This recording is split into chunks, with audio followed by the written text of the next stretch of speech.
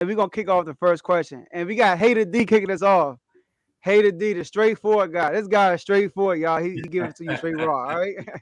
So the first question, we had a lot of things happen in the trade deadline. Yes, You sir. know, in my opinion, least of it, I thought it'd be more stuff going on, but we did have a big move between Philly and the Nets. And Hater D, I found out that you a Philly fan. So Yes, this sir. Yes, yeah, sir.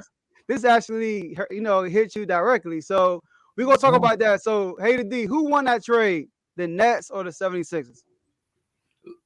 Look, Joe, I know I'm a Sixer fan, so I'm gonna try and be partial as much as possible here. But in reality, right now, as we sit here today, the Sixers won that trade. The reason why I say the Sixers won that trade because they know what they have in James Harden. They know what James Harden brings to the table. I think that James Harden and JoJo have a window of 2 to 3 years to bring a championship to Philadelphia. And I think this gives Joel and the Sixers the best opportunity to win a championship. The problem with the Nets is they don't know what they're getting in Ben Simmons. No one's seen Ben Simmons on the basketball court since last May. And remember, the last time we saw him, he was scared to shoot and couldn't shoot free throws. So, again, you don't know what you're getting in Ben Simmons. So you get that. That's a large question mark. I know Kyrie can't play home games, and they talking about lifting the mandate. I get all that. But the reality is it's hard acclimating 5 new players into a system, which the Nets are going to have to do with Dragic, Simmons, and 4, with the 2 they acquired from the 76ers. So they only have 23 games left in the regular season. So I don't see them putting it all together this year. I think the Nets will be a better team next year. But as for this year, I think the Sixers have the best chance to win a championship. And that's ultimately the goal, is to get your team to the finals and win a championship. And I believe the Sixers have the best chance to win a championship this year. Okay. All right. Who that? Who that? Who you got? Mm.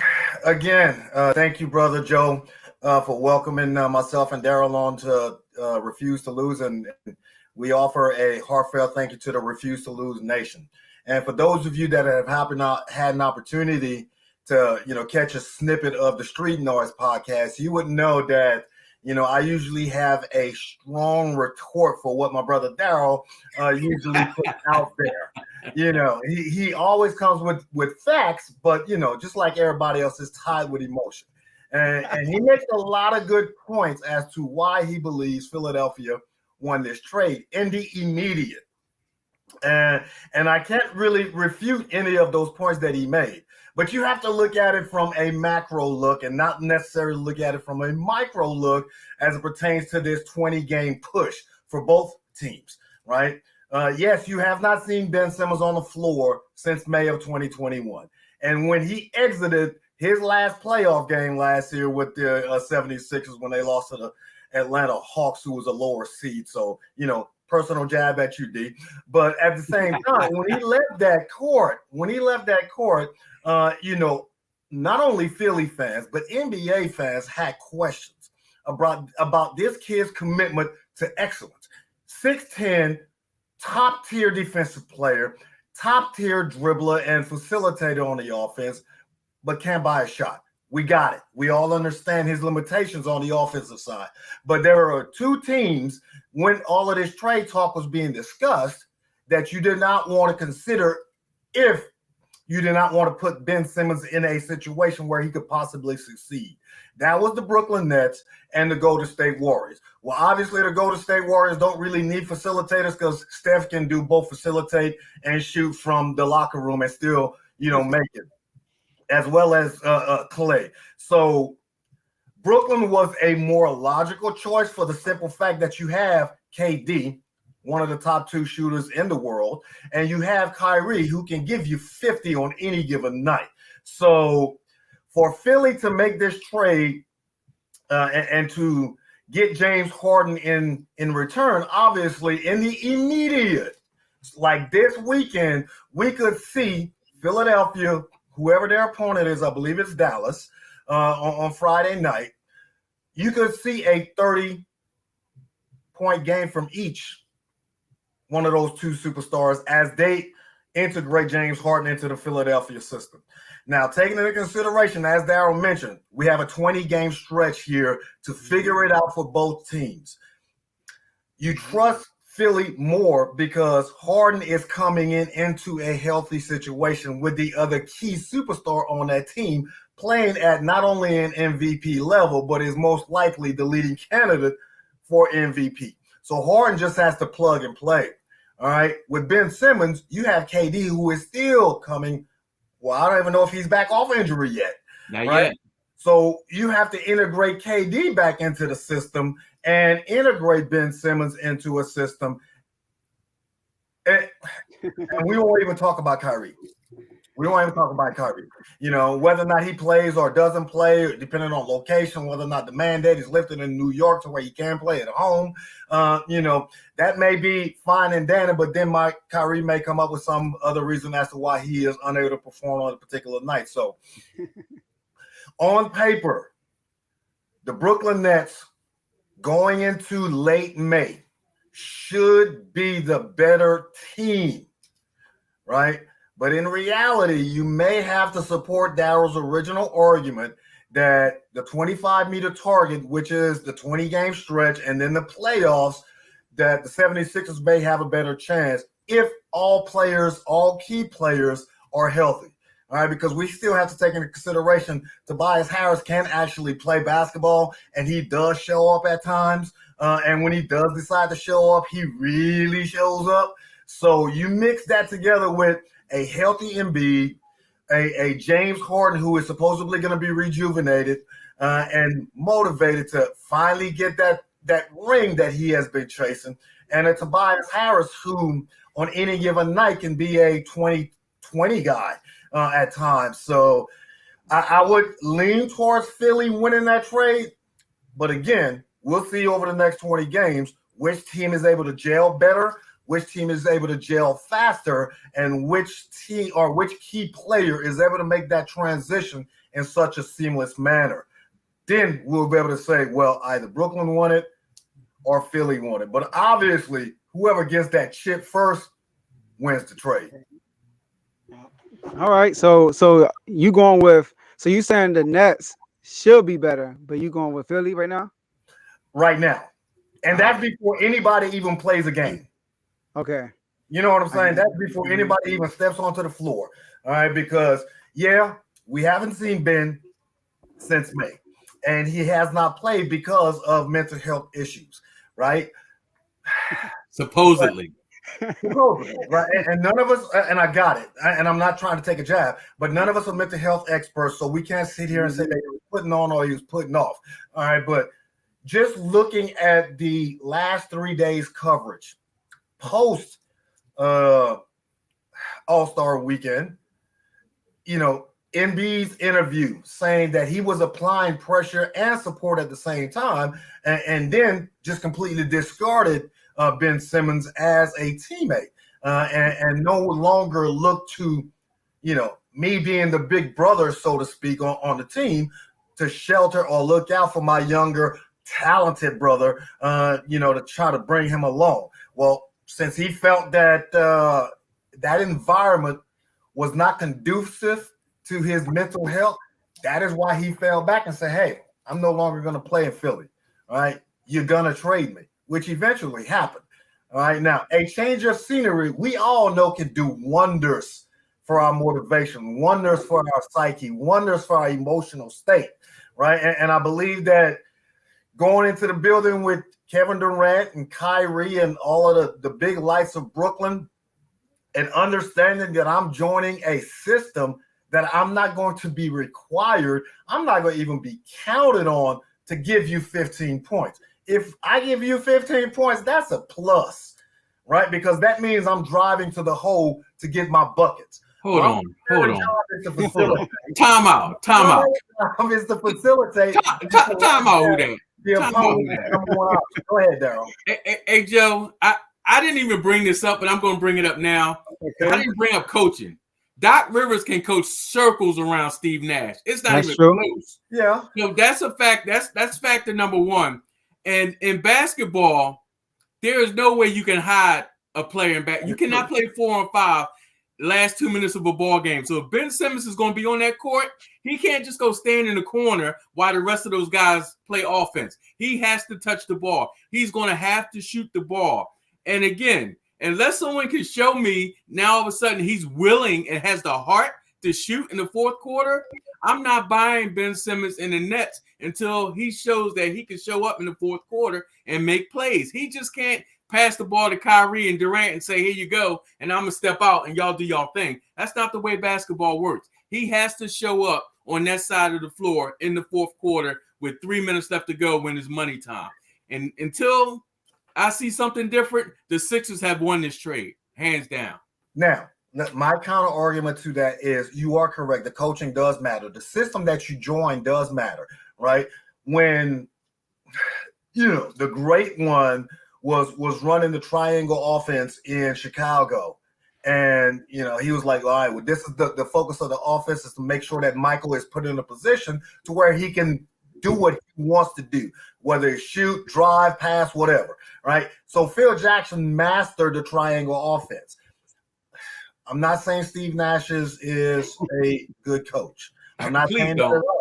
But we all know in today's NBA, superstar players, i.e. KD, i.e. LeBron, i.e. even Kyrie, they have the luxury of kind of facilitating the offense on that particular team, unless their coach is a Hall of Fame caliber coach. Yes, Steve Nash was an excellent point guard, which tells you that he has some offensive-minded skills, right? So working with KD, working with Kyrie, you will be able to facilitate and create an offense in the fourth quarter, depending on the score of the game and the tempo of the game, to where you can have Ben Simmons right there in the heart of the offense and not have to depend on him to score, because you have multiple scores. It's not just Kyrie. It's not just KD. You'll have Seth there, right? And you have the other Brooklyn assets that they have sitting on the bench. So it's not just that I'm going to need Ben to score in the fourth quarter. No, I need you to play defense, lock down the opponent's best player, and then to facilitate this offense so that Kyrie can go to work when he's there. And definitely when KD is back and healthy, just give them the ball. I'm not saying and get out the way, but facilitate the offense to ensure that you are picking and rolling with whatever big man we have in the game, because you are 6'10", and you do have effective range from 5 feet and in, right? So that means you're going to be driving as the point guard, open up those wide open three-point shots for KD and Kyrie and anybody else that wants to take a three. Hey, Joe, get in here. Be the tiebreaker. Come on, Joe. So look, I think both teams won the trade, but I'm gonna roll with the Nets. I'm sorry, A to D. I'm going with the Nets. I'm gonna break it down for y'all. So look, I think, like I said, both teams won. They both got what they needed. Both of them did. You start with the Sixers. They finally got somebody that can facilitate and create their own shot. It's the first time they got that. Ben Simmons could not create his own shot. So that's a plus, So the people are talking about this pick and roll with Joel Embiid. That will be successful. The only issue I have with that is Embiid is not Capella. Embiid is more of a shot. He's more of a throw the ball down low and let me go to work. Because Joel Embiid, he leads the league in usage rate. So a lot of his shots are one-on-one, either in the high post, the low post, sometimes on the wing. And James Harden is more of a pick and roll point guard, So, but one thing I could say about James Harden is he is willing to sacrifice. He was willing to sacrifice with Westbrook. A lot of people thought that didn't work. And I think that match worked at the best it could. They just ran into the Lakers, Right. So they won for them, but the Nets definitely won. They won because here's the thing: like everybody's talking about this Ben Simmons situation. Don't forget Kyrie didn't play all year either, and look what happened when he stepped on the court. It didn't take him months to get back into Kyrie form. Right away, he was looking like Kyrie after the second game. So Ben Simmons, and you heard his interview, he said he plays almost every single day. He plays almost every single day. He's been working out. And I don't want to get into the mental part of it, but listen, he has to listen. If it's true or not, he has to follow through to get his money back. All right. So, all right. Straight up, he has to, if it's true or not, because they said he said months, and now they saying weeks now. I'm telling y'all, I think he's gonna be playing late next week. That's my opinion. I think they're gonna have some progress. That he's ready to play. He's gonna be playing next week, late next week. So, hey Joe, I can guarantee he won't show up March 10th in Philadelphia. I guarantee you that. Hey, that's when I would debut. Maybe they're trying to say that for the playoffs, but I would love to see them there, you know, and that'll be super soon though. That's like, that's crazy. I would like to see him against them for the first time in the playoffs. I think that'll be more exciting and more of a thing. But you got to think about it. Ben Simmons in a perfect situation. Out of any team you could have got traded to, the Nets were the perfect spot for Ben Simmons. And not only they got Ben Simmons, they got Seth Curry and Drummond, who both address needs they have. Like especially Andre Drummond, the Nets had an issue with rebounding, right? They don't have no big man. They got Claxton, but Claxton can't bang with nobody. He's too small, right? So with Andre Drummond, they're averaging 9 rebounds a game in 18 minutes. He's going to be playing like around 30 minutes, so he could easily average like 14, 15 rebounds. Time out, Joe. Have you seen Drummond lately? He look like he spent too much time at Chick-fil-A. That joke ain't playing 30 minutes. Right now, he can give you 12 to 15 because that's what he's doing with the 12 to 15? He was playing 18. After 15 minutes, he's sucking wind coming up and down the court. Look at him. He is not in shape. I can tell you that right now. He can't give you 30 minutes. His first couple of games, he was getting like 17 rebounds. He was getting rebounds, and he played some minutes. So with Philly, he was playing 18 off the bench. So he's going to play more with Brooklyn. And then also Ben Simmons, he got shooters all around him.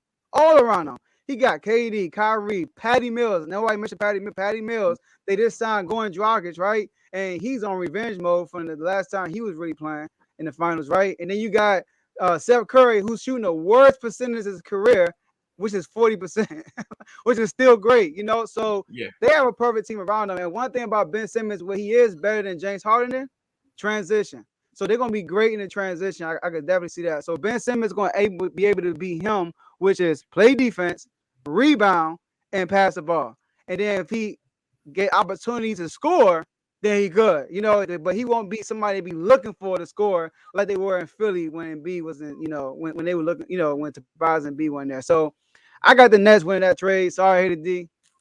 Yeah, no, you are correct long term. But the question is, can they put all of that together? Yeah. Months. Think about it. As your coach, you can't say because your key component is still sitting on the street. Okay. Look, last year I know James Harden and Ben are two different players, right? But they barely played. They played 13 games last year. KD got hurt. Harden is in and out. Yeah, they played in the playoffs. Yeah. Huh? Go ahead. In the playoffs, they look unstoppable when they were all healthy. When they played Boston, they just demolished Boston. When they played the Bucks, they made the Bucks not look like a championship contender until James Harden got hurt. James Harden got hurt with Kyrie and KD alone. They were on track to beat the Bucks, but then Kyrie got hurt and they went 7 games. So I think it will work because KD and Kyrie are veterans and they all fit. Nobody stepping on nobody's toes. It's not like Ben is doing something that KD will be responsible to do. And so I think it's going to work. And they have a bunch of shooters around them. So I think it will work. Ben's going to come back sooner than y'all think. I get you say that, but let March 10th get your popcorn ready. He better have security when he come into the Wells Fargo. I hope he does come back on March 10th. I hope he does. We're gonna be ready for him. He better have security. He definitely gonna have security. There's no way he's gonna walk in there like that. There's no way.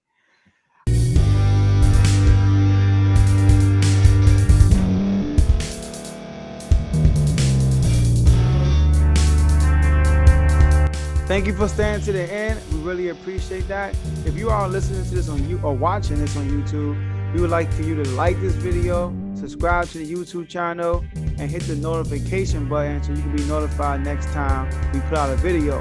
If you're listening to this on Spotify, Apple Podcasts, iHeartRadio, Google Podcasts, etc., we would like for you to follow us on those platforms. Also hit the notification button so you can be notified when we're out.